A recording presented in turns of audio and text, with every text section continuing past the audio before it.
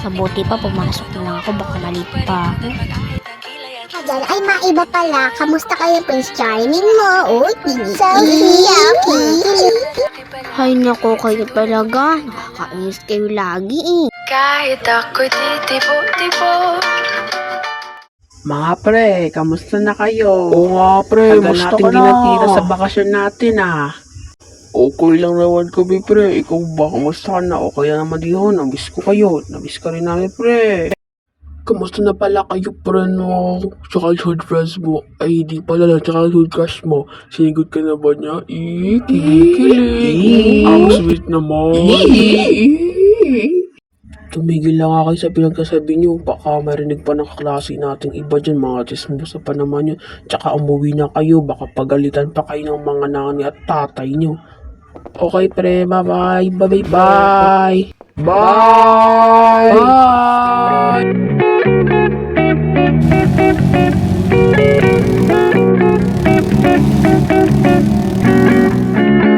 Ate, pamili po lang ulam na may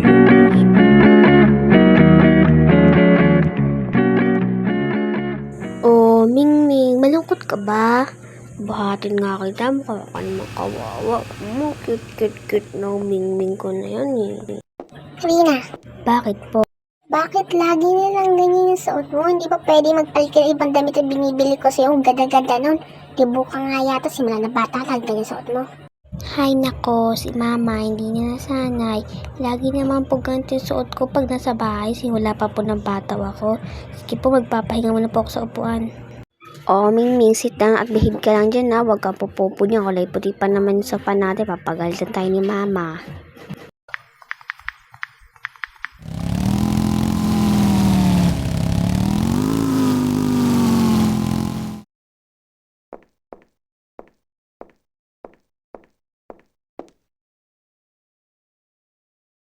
Tao po. Rina, buksan mo nga ang pinto, may tao. Tingnan mo sino yon. Okay po, ma. Sino yan?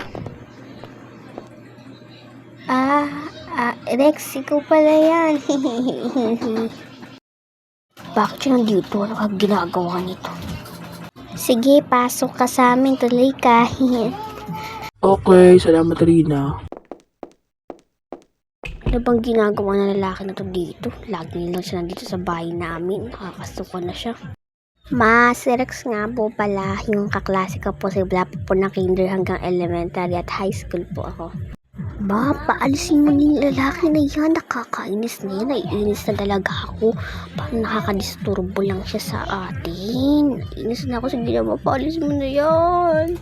Grabe ka naman, Rina. Baka may ganyan, grabe ka sa taong. Minsan na nga lang bumibisita sa'yo. Papaalisin mo pa. Sige, iho. Maupo ka na dyan. Tuloy ka dito sa amin. Anytime, anywhere sa bahay namin. Ma, naman eh.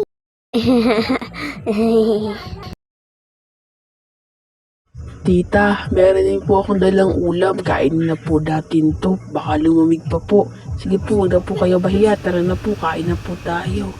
Sige, iho. Amin na yan. Ihanda na namin ni Rina yan. Wow, paborito ko to. Ang sarap. Ang sarap-sarap. Gusto talaga sa akin to. Pagpasensyahan mo na, Rex, si Rina, at ganyan talaga yun kumain. Pag gusto niya yung mga pagkain, parang wala nang bukas, kakain talaga niya. Alam ko naman po yun, okay lang po yun sa akin. Ganoon na naman po ako minsan. Sige po, kain na po tayo.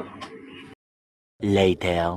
Rex, salamat sa mga ulam na dinala mo dito. Nabusog talaga kami at ang sarap-sarap no. Next time uli Okay po, ingat po kayo dito. Ingat ka rin. Bye, Rina. Bye! O Rina, gabi na, magpahinga na tayo at pagod na rin ako. Tsaka maaga pa ang pasok mo bukas. Huwag ka na magpuyat Okay po, ma. Good night, ma. Oo, I love sige you. na, I love you to.